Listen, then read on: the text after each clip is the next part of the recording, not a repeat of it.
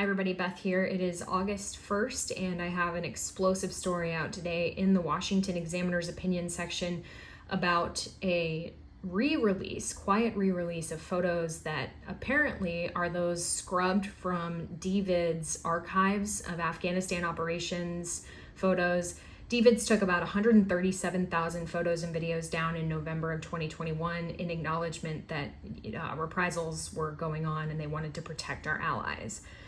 A source notified the Washington Examiner on late July, that they had noticed DVID's re-releasing some photos starting July 3rd.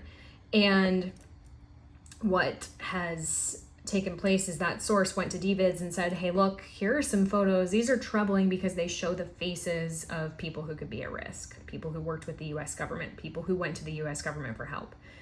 And DVID said, okay, we're taking these down. Thanks for flagging them. We're going to review them.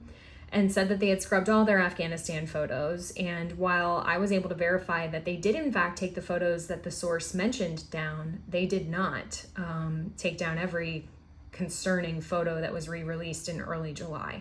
I've seen pictures of commandos and I've seen pictures of ANSF members. I've seen pictures of people meeting with senior US leaders, and maybe most troubling of all, I've seen pictures that were never taken down that include people who worked for construction groups that were employed by the US military.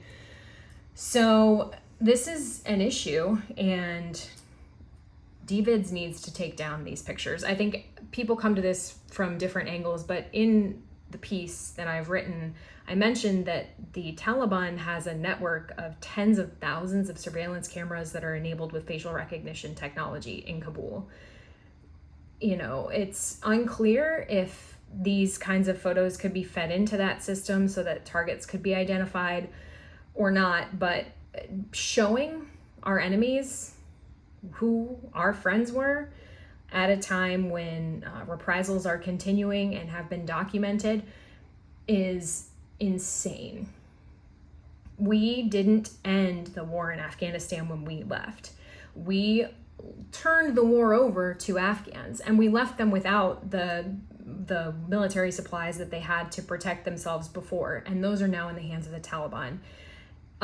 We need to reverse course on this immediately. The DoD needs to take down these photos until such a time that the Taliban is not able to threaten the world, all Afghan women, and our allies.